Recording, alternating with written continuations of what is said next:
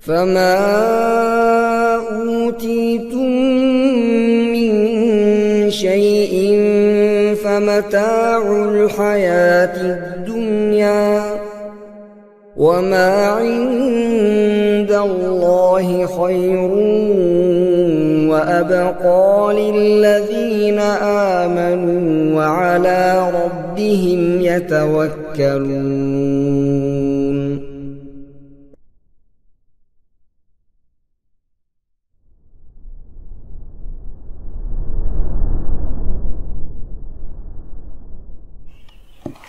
Assalamualaikum warahmatullahi wabarakatuh.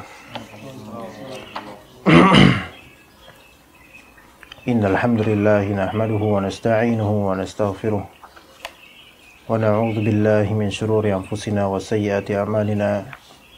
May yahdihillahu fala mudilla lahu wa may yudlil fala hadiya lahu. Asyhadu an la ilaha illallah wahdahu la syarika lahu wa asyhadu anna Muhammadan 'abduhu wa rasuluhu la nabiyya ba'dah. Amma ba'd. Kita lanjutkan kajian kitab tafsir Ibnu Katsir atau ringkasan dari tafsir Ibnu Katsir. Karena pada pertemuan sebelumnya rekaman tafsir Ibnu Katsir ini sempat error yakin suaranya. Jadi kita mulai lagi dari ayat 51 sampai 56 insyaallah taala. Kita baca terlebih dahulu ayatnya. A'udzu billahi minasyaitonir rajim. Bismillahirrahmanirrahim. Wa idh wa'adna Musa 40 laylatan thumma ittakhadhtumul 'ijla min ba'dihi wa antum zalimun. ثم عفونا عنكم من بعد ذلك لعلكم تشكرون وإذ آتينا موسى الكتاب والفرقان لعلكم تهتدون وإذ قال موسى لقومه يا قوم إنكم ظلمتم أنفسكم باتخاذكم العجل فتوبوا إلى بارئكم فاقتلوا أنفسكم ذلكم خير لكم عند بارئكم فتاب عليكم إنه هو التواب الرحيم وإذ قلتم يا موسى لن نؤمن لك حتى نرى الله جهرة فأخذتكم الصاعقة وأنتم تنظرون ثم بعثناكم من بعد موتكم لعلكم تشكرون. Allah Subhanahu wa taala berfirman, wa idh wa'adna Musa 40 lailah. Allah taala berfirman, ingatlah, yang maknanya ingatlah kepada nikmatku yang telah aku anugerahkan kepada kalian, yaitu berupa ampunan yang kuberikan kepada kalian atas tindakan kalian menyembah anak sapi setelah kepergian Musa untuk waktu yang ditentukan Rabb-nya, yaitu setelah habis masa perjanjian selama 40 hari. Jadi wa idh wa'adna Musa 40 lailah. Nabi Musa alaihissalam meninggalkan Bani Israel selama 40 hari. Namun di masa tersebut justru kalian wahai nenek moyang Bani Israel, thumma takhadtumul ijl min ba'dihi, kalian malah justru menyembah anak sapi. Wa antum zalimun, dan kalian adalah orang-orang yang zalim. Jadi ini menunjukkan bahwasanya kesyirikan itu adalah kezaliman. Menjadi dalil bahwasanya kesyirikan adalah kezaliman dan sebesar-besar kezaliman. Oleh karena itu ikhwan, kalau kita mengharap sesuatu, ingin dituntaskan hajatnya, mendapatkan manfaat atau mencegah madarat, memang memohon kepada Allah tapi tetap berharapnya kepada selain Allah, maka terjadi kesyirikan. Dan kezaliman itu yaitu kezaliman berupa kesyirikan, mencegah seseorang atau mencegah doa seseorang untuk dikabulkan sehingga tidak terkabulkan. Karena itu adalah kezaliman terbesar. Itulah perjanjian yang disebutkan dalam surat Al-A'raf dalam firman Allah Ta'ala, wa wa'adna Musa 30 lailatan wa atmamnaha bi'ashr. Dan kami telah menjanjikan kepada Musa 30 hari dan kami menambahnya dengan 10 hari, 40 hari. Ada pendapat yang menyatakan bahwa itu di bulan Dzulhijjah, atau itu adalah bulan Dzulhijjah penuh, yaitu 30 atau 29 ditambah dengan 10 hari dari bulan bahwasanya itu bulan Dzulqa'dah. Waalaikumsalam. Bulan Dzulqa'dah penuh 1 bulan ditambah dengan 10 hari dari bulan Dzulhijjah. Hal itu terjadi ya 40 hari ini terjadi setelah mereka bebas dari kejaran Fir'aun dan selamat dari tenggelam ke dasar laut. Jadi setelah bebas dari Fir'aun, setelah bebas dari kejaran Fir'aun, ini kenikmatan yang luar biasa. Namun justru mereka melakukan apa? Menyembah anak sapi. Sebelumnya thumma afawna ankum min ba'di dzalika la'allakum tashkurun ya. Taib Al-Kitab dan Al-Furqan ini yaitu Taurat. Dua-duanya maksudnya adalah Taurat. Taurat sebagai kitab dan Taurat sebagai Furqan, pembeda antara hak dan batil. Untuk apa Allah Ta'ala berikan kitab tersebut kepada Nabi Musa alaihissalam? La'allakum tahtadun, agar kalian mendapatkan petunjuk. Itu tujuannya. Jadi yang namanya petunjuk itu paling pertamanya adalah bisa membedakan hak dan batil. Ya. Itu baru petunjuk pertama itu. Karena belum bisa kita menuju step berikutnya dengan selamat tanpa bisa membedakan sebelumnya mana yang hak, mana yang batil. Ketika kita mau pergi ke suatu tempat, misalnya mau ke Dieng misalnya, kemudian kita mau berjalan sana, tapi kita tidak tahu mana yang benar, mana yang salah jalannya. Maka bagaimana antum bisa sampai kalau antum tidak punya petunjuk antara hak dengan batil, atau pembedaan antara hak dengan batil, antara jalan yang benar dengan jalan yang tidak benar. Begitu kan? Ketika antum ingin jual beli atau ingin sukses berdagang, tapi antum tidak tahu mana perdagangan yang sah dan mana perdagangan yang batil secara syariat, maka bagaimana antum mau bisa sukses dengan keberkahan Allah Ta'ala kalau antum tidak bisa membedakan mana yang sah dan mana yang tidak sah. Dan seterusnya dari hal-hal lain banyaklah. Ya, dari hal lain, bahkan bukan hanya masalah agama. Ya, dalam masalah apapun, kedokteran, dalam masalah apapun. Petunjuk yang paling pertama itu ilmu dulu. Sehingga terbedakan dengannya mana yang sahih, mana yang fasid. Mana yang valid, mana yang invalid. La'allakum tahtadun, agar kalian apa? Mendapatkan petunjuk dengan kitab tersebut berupa pembedaan antara yang hak dengan yang batil. Maka peristiwa tersebut juga terjadi setelah mereka berhasil keluar dari laut. Malah mereka tidak bersyukur. Sebagaimana ditunjukkan oleh konteks ayat yang terdapat dalam surat Al-A'raf juga firman-Nya. Di sini ikhwan lihat.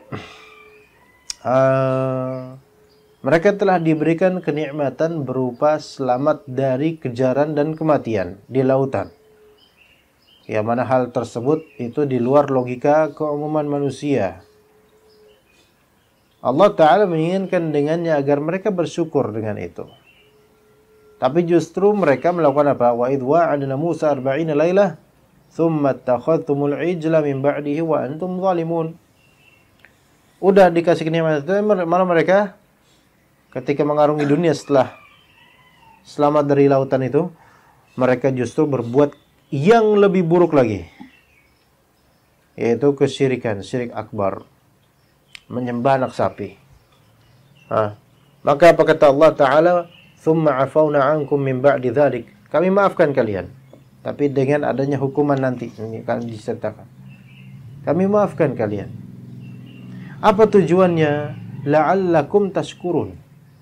Agar kalian bersyukur. Lihat. Ya. Jadi udah diselamatkan dari lautan, nggak bersyukur. Malah mereka kemudian menyembah selain Allah Ta'ala. Dan Allah kemudian memaafkan mereka, menerima taubat mereka, agar mereka apa? Bersyukur. Maka di sini ada, dari kisah ini ada refleksi untuk diri kita misalnya. Kalau kita lihat udah kenikmatan yang Allah Ta'ala berikan, dan itu kan wajib atas kita bersyukur. Tapi malah kita timpali dengan kemaksiatan, kedurhakaan, bahkan mungkin saja kesyirikan, baik kecil maupun besar. Mungkin saja seseorang yang berdosa begini, dia kemudian akan memandang dirinya sangat hina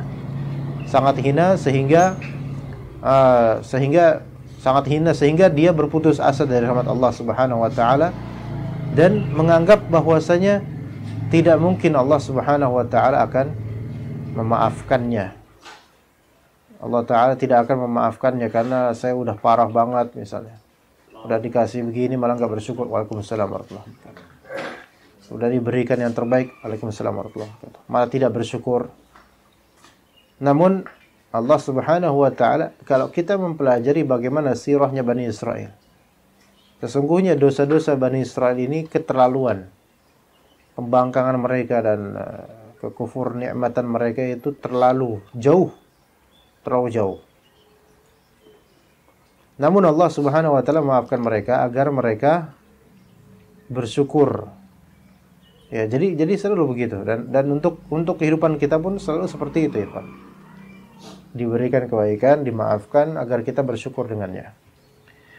Dalam surat Al-A'raf Allah Ta'ala berfirman, "Wa laqad atayna Musal kitaba min ba'di ma ahlakna al-quruna al-ula basaira lin-nasi wa hudan wa rahmatan la'allahum yatadhakkarun."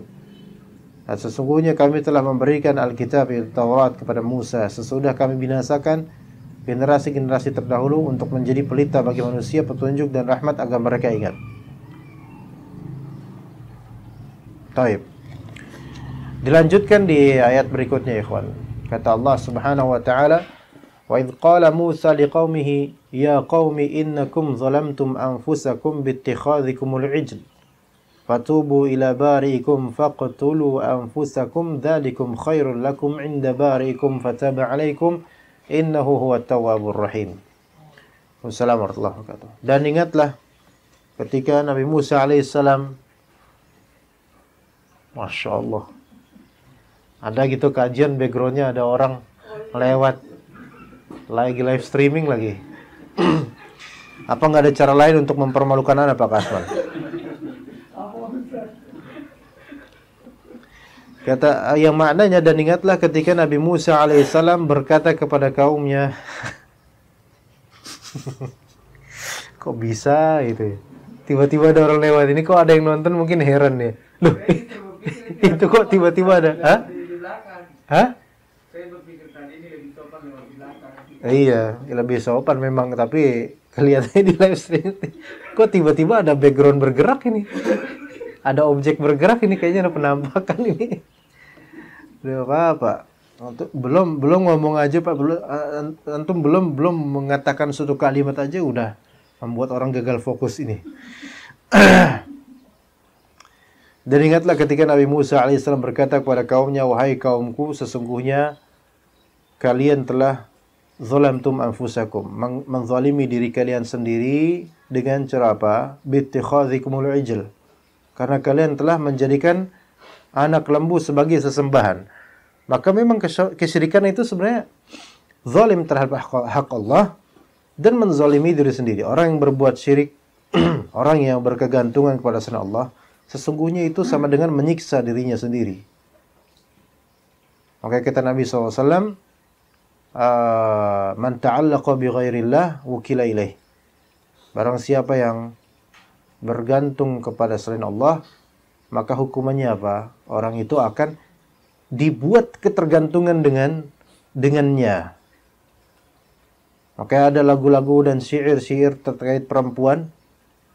Ya, aku tidak bisa hidup tanpamu dan seterusnya, dari omong kosong itu semua merupakan bentuk ketergantungan, ketersiksaan dan azab terhadap orang yang menggantungkan kepada selain Allah Subhanahu wa taala. Karena kalian telah menjadikan anak lembu sebagai sesembahan kalian, maka fatubu ila bari'ikum. Maka bertaubatlah kepada Rabb yang telah menciptakan kalian. Faqtulu anfusakum, dan bunuhlah diri kalian. Nanti ada tata caranya disebutkan di sini, maksudnya apa? Dzalikum khairul lakum 'inda bari'ikum fataba 'alaikum. Hal itu lebih baik bagi kalian pada sisi Rabb yang telah menjadikan kalian. Maka Allah Ta'ala akan menerima taubat kalian. Innahu huwat tawwabur rahim. Sesungguhnya dialah yang maha menerima taubat, lagi maha penyayang. Baik, di sini mengenai firman Allah di ayat ini, wa idh qala Musa liqaumihi ya qaumi innakum zalamtum anfusakum bittikhadhikumul ijl. Al-Hasan Al-Basri mengatakan, Nabi Musa alaihissalam berkata demikian ketika hati mereka telah tersesat dengan menyembah anak lembu. Maka yang namanya menyembah selain Allah, itu kan urusan hati pada awalnya. Hati mereka telah tersesat. Ya. Jadi hati mereka telah tersesat. Dan ini adalah kezaliman terbesar. Dan Allah Ta'ala tahqiqkan bahwasanya innakum zalamtum anfusakum. Sesungguhnya kalian zalamtum anfusakum. Kalian telah menzalimi diri kalian. Telah mengazab diri kalian, menzalimi diri kalian. Kemudian ada kalimat bittikhadhikumul ijl. Huruf ba di sini ba sababiyah, ikhwan. Ini berarti menunjukkan ada sabab, ada musabbab. Sababnya adalah ittikhadhikumul ijl, musabbabnya adalah zalamtum anfusakum. Maka di sini bisa kita ambil faedah bahwasanya barang siapa yang berbuat syirik, maka dia menzalimi dirinya sendiri. Karena perbuatan syirik menjadi penyebab orang terzalimi oleh dirinya sendiri. Ya, jadi barang siapa yang bertawakal kepada selain Allah, berdoa kepada selain Allah, maka pada hakikatnya dia telah mengkhianati Allah dan mengkhianati dirinya sendiri. Telah mengazab dirinya sendiri. Siapapun yang berkegantungan pada selain Allah Ta'ala, dia akan merasakan kehampaan, keterbingungan, kekacauan, dan sakit hati, gitu loh. Ya, maka kata sebagian pihak, sakit hati itu disebabkan apa? Disebabkan besarnya ekspektasi. Apakah pernah kita sakit hati karena Allah? Maksudnya, apakah pernah kita sakit hati terhadap Allah Ta'ala? Kalau misal, enggak pernah. Kalau misal pernah, itu berarti antum husnudzon sama Allah Ta'ala. Padahal tidak seperti yang antum sangkakan gitu loh. Jadi, sakit hati itu biasanya terhadap manusia. Nggak ada orang sakit hati terhadap Allah, nggak ada. Ya, nggak ada. Sakit hati itu pasti terhadap manusia. Kenapa? Karena besarnya ekspektasi. Seandainya tidak ada harapan terhadap manusia, maka tidak ada sakit hati. Karena nggak ngarepin apapun dari manusia.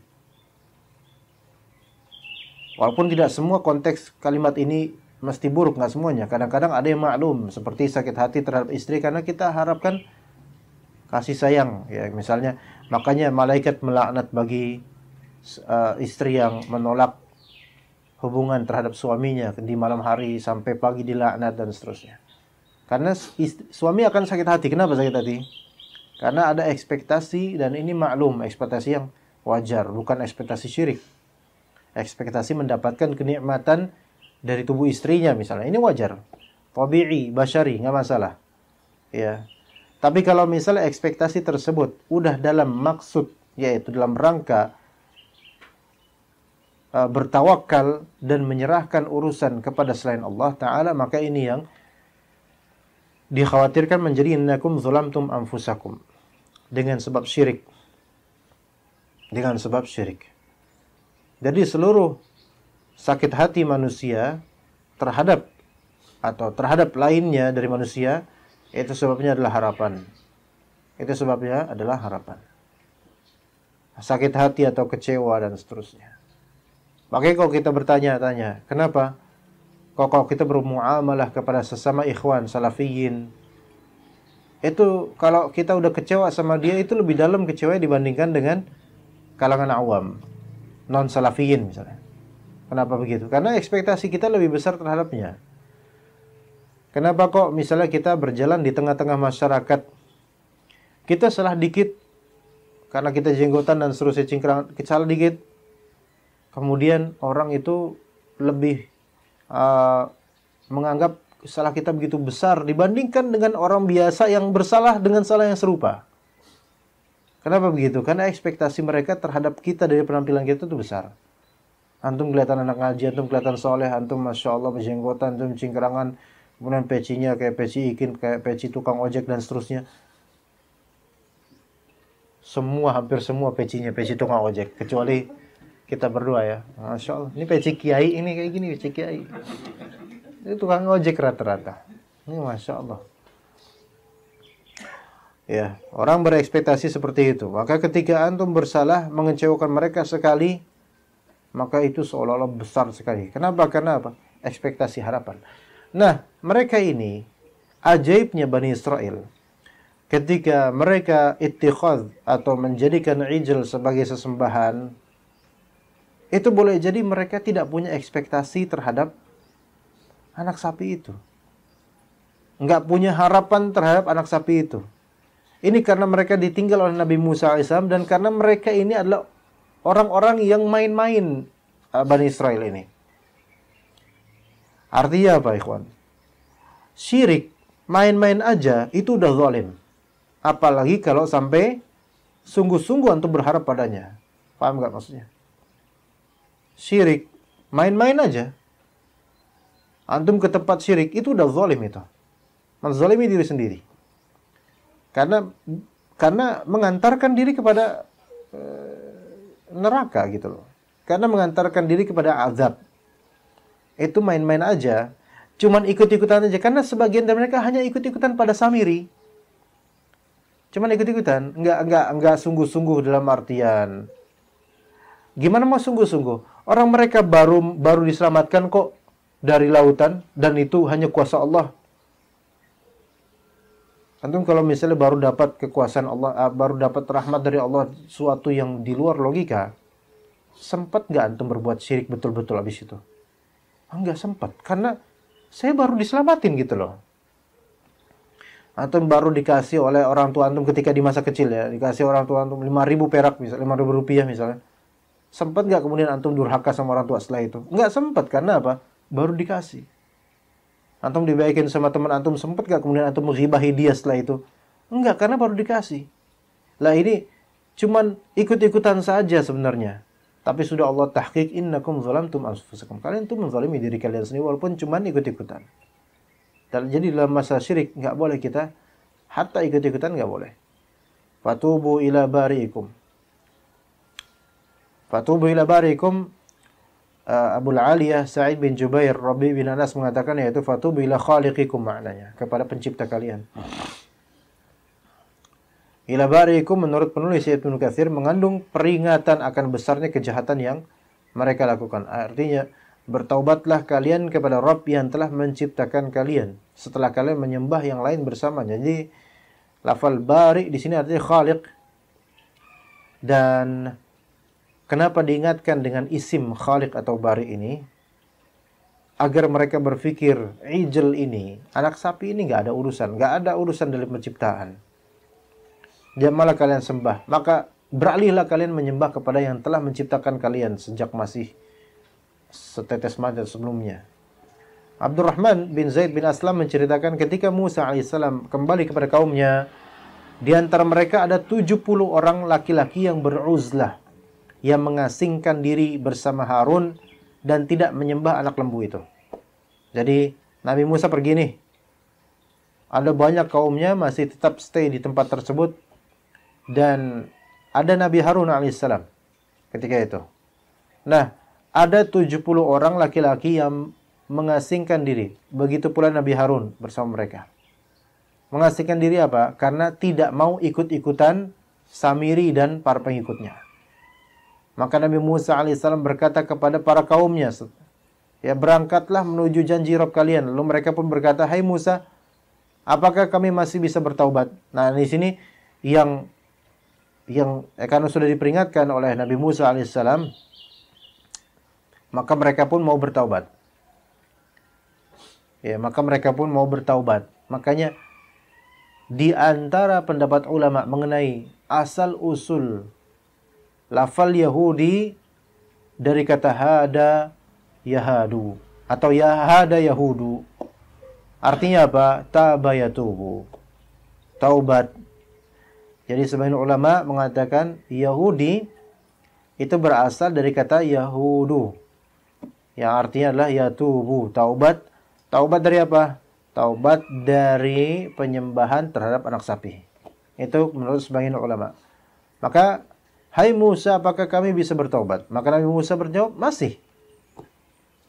Maka ini menunjukkan bahwasanya syariat taubat itu berlaku di zaman Nabi Musa dan zaman sebelumnya, selama masih hidup. Gitu. Masih bisa. Walaupun syirik sebelumnya. Maka apa cara taubatnya? Faqtulu anfusakum dzalikum khairul lakum inda bari'ikum fataba 'alaikum. Faqtulu anfusakum, bunuhlah diri kalian. Dan bunuh diri di sini bukan dalam artian gantung diri sendiri atau meracuni diri sendiri atau menusuk diri sendiri, bukan gitu. Bagaimana? Maka mereka pun melepaskan pedang dari sarungnya dan mengeluarkan alat-alat potong dan juga pisau-pisau. Senjata tajam lah. Lalu Allah Ta'ala pun mengirim kabut kepada mereka.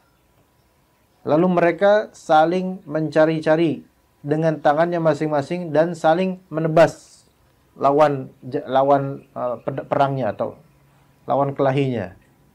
Itu dalam keremangan karena kabut ya. Maka dikatakan oleh Ibnu Katsir, ada seseorang berhadapan dengan bapaknya atau saudaranya, lalu membunuhnya, sedangkan ia dalam keadaan tidak mengetahuinya. Mungkin terjadi itu pada saat itu, ya. Pada saat itu mereka saling berseru, semoga Allah Ta'ala memberikan rahmat kepada hamba yang bersabar atas dirinya sampai ia mendapatkan ridhonya. Itu mereka bertaubat betul-betul tuh. Dihikayatkan dalam sebagian riwayat bahwasanya yang terbunuh itu adalah memang yang telah menyembah anak sapi. Yang selamat dari peperangan tersebut atau dari pembunuhan tersebut itu adalah yang tidak. Wallahu alam, itu riwayat Israiliyat. Maka dikatakan akhirnya mereka yang terbunuh gugur sebagai syuhada. Ya, ini bagaimana Allah Ta'ala merahmati ya sebagian dari kalangan Bani Israel. Dan ini sebagai bukti bahwasanya barangkali ada seorang wafat sebagai siddiqin, sebagai syuhada, sebagai salihin, padahal dulunya musyrik. Mungkin. Yang tidak mungkin adalah seseorang mati sebagai nabi dan dulunya pernah musyrik. Nggak pernah. Karena semua nabi tidak pernah berbuat syirik, hatta sebelum diutus sebagai nabi. Adapun siddiqin, syuhada, salihin, maka ini manusia biasa, bukan nabi, bukan rasul. Ya. Mungkin nggak seorang di zaman sekarang wafat dalam keadaan seperti siddiqin? Mungkin. Tapi sebagai nabiyin, nggak mungkin. Ya. Syuhada, salihin mungkin. Bukan gitu yakin sadiqin? Ya. Ya, mungkin. Walaupun dulunya apa? Berbuat syirik akbar. Ya. Ini dalil-dalilnya. Kadang kita ditanya sama orang, Anda pernah nyembah ini misalnya. Anda pernah berbuat syirik ini, berbuat syirik itu. Kira-kira diterima nggak taubatnya? Diterima taubatnya. Buktinya ini Bani Israel ini. Asal taubat betul. Dan taubatnya sesuai syariat yang berlaku. Alhamdulillah sekarang syariat yang berlaku apa kalau taubat dari syirik besar? Syariat yang berlaku adalah cukup bertaubat. dan meninggalkan perbuatan syirik. Tidak perlu sampai faqtulu anfusakum, ya kan? Ya, alhamdulillah. Kecuali satu. Kalau syirik besar itu adalah sihir dan terbukti sihirnya, maka menurut sebagian ulama tanpa istitabah, tanpa diminta taubat. Menurut sebagian ulama, nanti langsung aja walil amri langsung membunuhnya. Itu kecuali itu. Ya, kalau itu emang dimatikan, dibunuh. Akhirnya mereka yang terbunuh gugur sebagai syuhada, sedangkan orang yang masih hidup diterima taubatnya. Kemudian afataba alaikum innahu huwa tawwabur rahim. Kata Allah Ta'ala, wa idh qultum ya Musa lan nu'mina laka hatta narallaha jahrah fa akhadhatkumus sa'iqatu wa antum tanzurun. Jadi Allah Ta'ala berfirman kemudian, wahai Bani Israel, ingatlah, yang maknanya wahai Bani Israel, ingatlah nikmatku yang telah aku anugerahkan kepada kalian, yaitu ketika aku membangkitkan kalian setelah peristiwa datangnya petir, di mana kalian meminta untuk dapat melihatku secara nyata dan kasat mata, suatu permintaan yang tidak akan sanggup kalian tanggung dan juga makhluk sejenis kalian. Jadi wa idh qultum ya Musa lan nu'mina laka hatta narallaha jahrah. Wahai Musa, kami tidak akan beriman kepadamu sebelum kami melihat Allah dengan terang-terangan jelas. Oke, kalau kita lihat Bani Israel ini nggak ada habis-habis, nggak ada kapok-kapoknya. Nyari masalah terus. Bahthul masail, golek perkara, ya kan? Nyari perkara. Abu Ja'far meriwayatkan, tapi nggak ada tulisan samiran di sini, Pak, ya. Abu Ja'far meriwayatkan dari Rabi bin Anas bahwa mereka itulah 70 orang yang dipilih oleh manusia, oleh Nabi Musa alaihissalam. Mereka berjalan bersama Nabi Musa hingga akhirnya mereka mendengar sebuah firman, maka mereka pun bilang, ini yang solehnya pun begini gitu loh. Paham gak maksudnya? Ini 70 orang, bukan yang berbuat syirik tadi, bukan. Ini 70 orang pilihan Nabi Musa alaihissalam. Yang pilihan aja, masih ngomong apa? Lan nu'mina laka hatta narallaha jahrah. Kami tidak akan beriman kepadamu, wahai Musa, sebelum kami melihat Allah dengan nyata. Itu yang the best. Yang bagus, yang cah-cah apinya itu loh. Kayak gitu. Kami gak bakal beriman. Itu. Ya. Paling bagusnya itu kayak gitu. Kemudian mereka mendengar suara yang menyambar dan mereka pun mati seketika. Marwan bin Al-Hakam mengatakan dalam pidato yang disampaikannya dari atas mimbar di Makkah, yaitu sa'iqah, itu maksudnya adalah petir, berarti suara keras dari langit. As-Suddi mengatakan as-sa'iqah di sini adalah api. Fa akhadhathumus sa'iqah, Taib. Petir, ya, petir menyambar mereka. Orang yang kesambar petir sempat gak ngelihatnya? Enggak sempat. Namun kata Allah, wa antum tanzurun, sedangkan kalian menyaksikannya.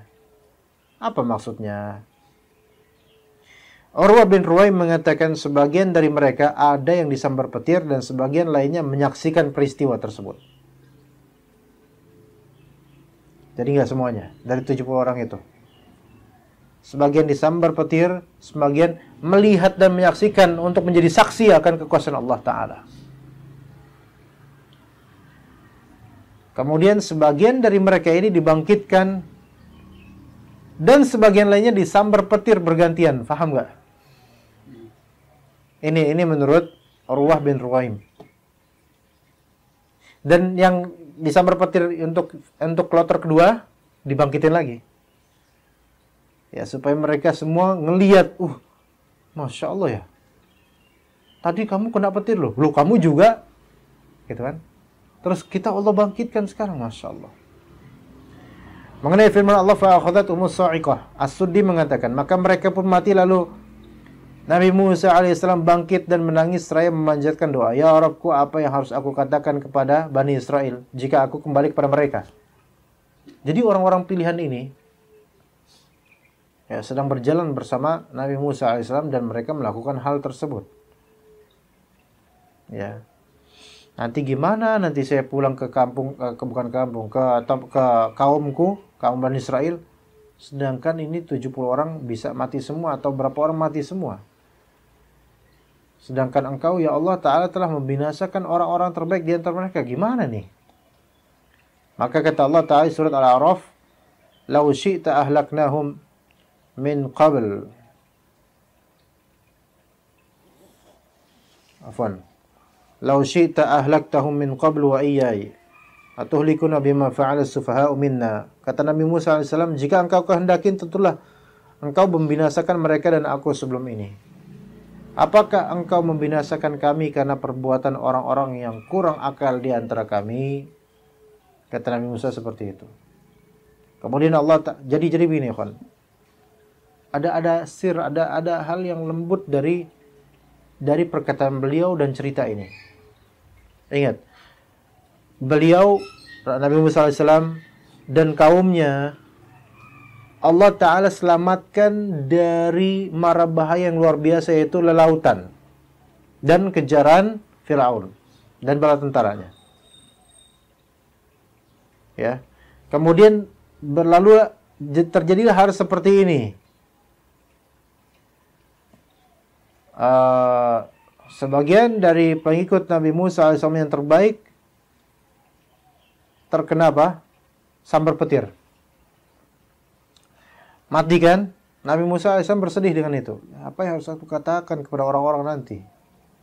Kemudian Nabi Musa bilang, "Lau syi'ta ahlaktahum min qablu wa iyyai." Ya Allah, jika engkau kehendaki tentulah, kalau emang engkau berkehendak, sewajarnya engkau sudah membinasakan mereka dan aku sebelum sekarang. Maksudnya kapan? Di lautan. Paham gak ikhwan? Jadi ibaratnya gini nih. Pernah nggak antum menghadapi peristiwa yang semestinya tuh mati saat itu? Teringat ya, Abu Maryam keinget peristiwa sama Dika juga ya.